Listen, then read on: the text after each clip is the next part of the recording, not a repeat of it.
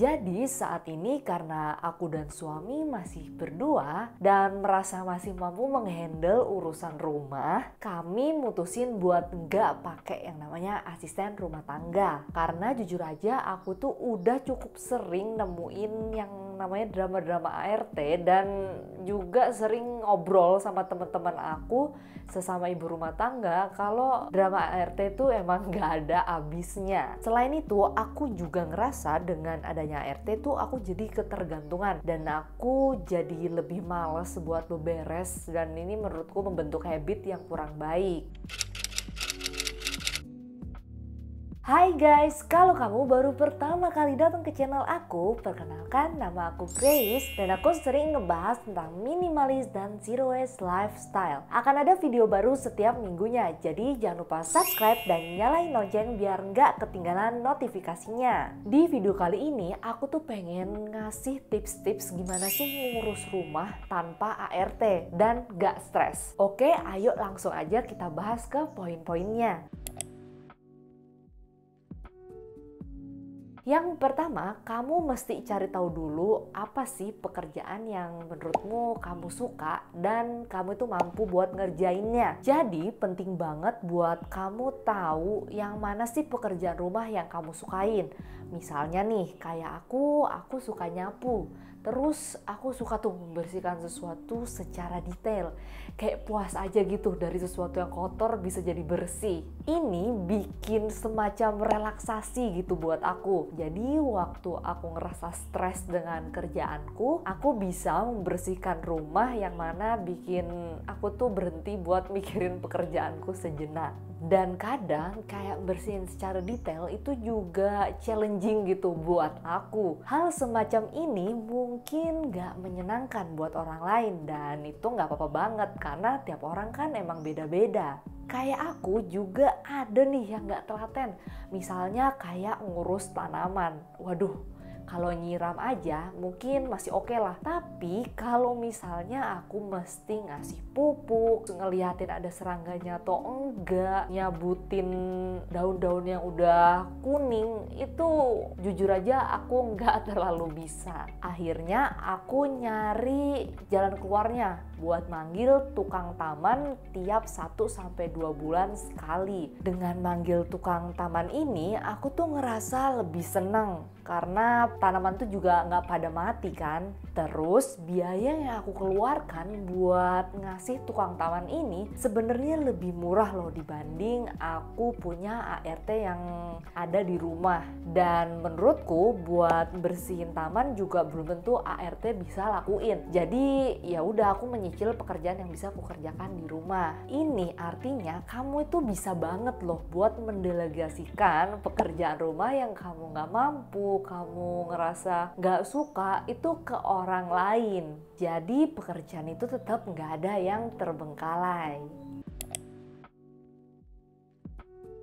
Yang kedua, punya jadwal me time dan ngerawat diri karena emang pekerjaan rumah itu nggak ada habisnya. Jadi aku tuh pernah nih ya dengar sebuah artikel atau mungkin komentar ya di Twitter dan itu udah cukup lama. Kalau pekerjaan kantoran itu lebih keren dibanding pekerjaan ibu rumah tangga. Buat aku yang dulu posisinya belum nikah, aku no comment lah karena belum ngerasain sendiri kan. Terus setelah nikah bener-bener aku rasain dan ternyata pekerjaan rumah itu bener-bener gak ada habisnya. Dan menurutku kayak 24 jam itu bahkan gak bisa cukup buat mengurus semua hal tentang rumah. Karena aku tahu dan udah ngalamin kalau pekerjaan rumah itu emang gak ada habisnya. Karena kerjaannya ya gitu-gitu terus, tapi berulang terus kan. Akhirnya aku menyempatkan diri aku buat ngelakuin yang namanya me time.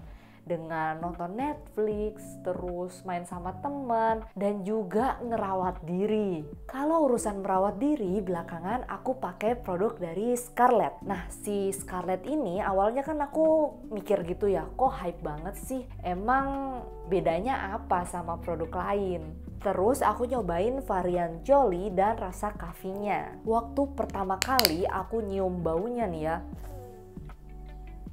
Baunya itu enak, ringan, gak terlalu nyengat, dan gak kayak pengharum yang murah gitu. Karena basically itu aku kurang suka sama bau yang terlalu sweet, terlalu fruity.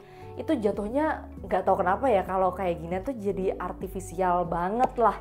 Kayak bohongan. Terus juga biasanya tuh baunya terlalu nyengat. Kalau body scrub itu kan emang mesti dilakuin secara rutin biar mengangkat sel-sel kulit mati. Terus waktu aku ngeliat si body scrubnya Scarlett, aku ngeliat ada kandungan glutathione dan vitamin E yang ternyata bagus banget buat kulit karena mengangkat sel-sel kulit mati dan bisa menyamakan warna kulit yang gak merata. Jadi si body scrubnya ini bikin kulit aku tuh lebih sehat dan lebih cerah gitu. Bukan yang memutihkan yang biasanya kandungannya berbahaya. Terus yang bagusnya body scrubnya si Scarlett ini ada butiran halusnya yang gak bikin iritasi dan merah-merah.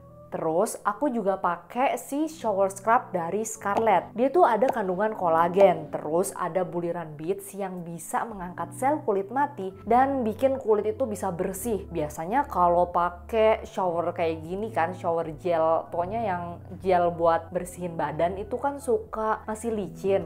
Nah kalau ini tuh gak licin tapi gak yang keset banget gitu, masih ngelembapin kulit. Makanya aku suka sama si shower scrubnya ini. Dan yang terakhir aku pakai body lotion dari Scarlett yang varian Jolly. Ternyata dia ada kandungan niacinamide dan kojic acid. Yang aku suka teksturnya tuh lembut, gampang menyerap di kulit. Jadi nyaman dipakai sehari-hari. Pakai ini terus bersih-bersih rumah itu gak bikin aku gerah, yang bikin aku tuh jadi males beberes. Jadi walaupun di rumah kamu juga tetap harus dong yang namanya terawat dan selalu wangi.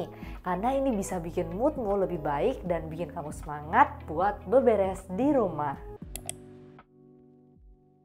Yang ketiga, bagi tugas membersihkan rumah ke anggota keluarga lainnya. Suamiku bukan tipe orang yang terbiasa buat membersihkan rumah. Jadi jujur waktu di awal aku menikah itu rasanya susah banget buat ngajakin beberes bareng. Jadi kalau kamu mengalami hal yang sama kayak aku, kamu bisa ngelakuin step ini yang bisa bikin kamu gak rusuh di rumah. Kamu bisa memulai dengan memberi tanggung jawab. Misalnya kayak membersihkan barang yang dia pakai sendiri, kayak membersihkan piringnya sendiri, mengembalikan barang yang dipakai. Kalau kebiasaan ini bisa dilakukan dengan baik, kamu bisa melanjutkan ke step selanjutnya. Step selanjutnya adalah memberi tanggung jawab ke pekerjaan lainnya. Jadi istilahnya bagi tugas lah.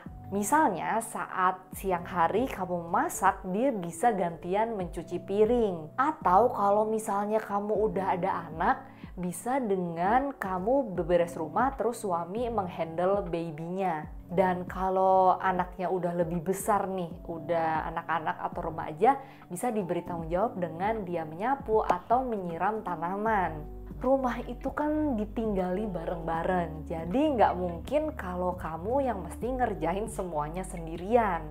Jadi belajar buat mendelegasikan pekerjaan yang kamu nggak mampu ke orang-orang di rumah ya. Yang keempat, belajar menjadi minimalis. Sebelum menikah, aku tinggal sama orang tua aku yang rumahnya itu kayak rumah orang tua zaman dulu lah. Lebih besar dibanding rumah milenial di zaman sekarang. Awalnya aku tuh emang ada ART karena nggak mampu buat membersihkan rumah. Terus tiba-tiba ART ku tuh pulang kampung gitu, nggak balik. Jadinya mau nggak mau aku tuh mulai membersihkan apa yang aku kotorin itu sendiri, kayak nyuci baju dan nyapu kamarku sendiri. Rasanya bersih-bersih waktu itu, waduh, berat banget sih.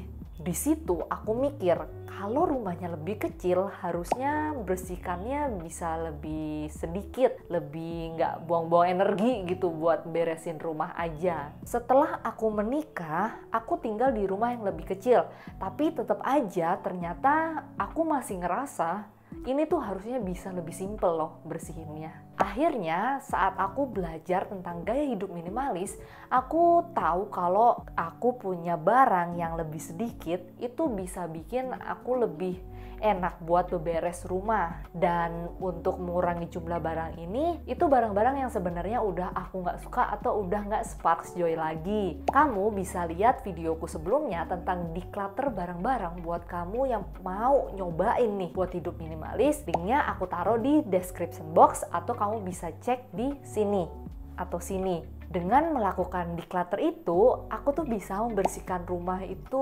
waktunya jauh lebih sedikit dibanding sebelumnya. Dan dengan itu aku bisa punya rumah yang lebih sering bersihnya dibanding kotornya. Intinya, gaya hidup minimalis ini bikin kamu less stress lah dibanding sebelumnya. Dan bisa bikin kamu jauh lebih happy dengan menikmati momen-momen yang ada di depan mata. Jadi itulah semua tips rumah tanpa ART tapi nggak pakai stres. Kalau kamu tim yang mana? Tim pakai ART atau tim nggak pakai ART? Boleh banget ya buat komen di bawah dan sharing pengalamanmu tentang ini. Kalau kamu ngerasa postinganku bermanfaat, jangan lupa kamu klik like button dan share video ini ke teman-teman kamu. Thank you for watching. See you on my next videos. Bye!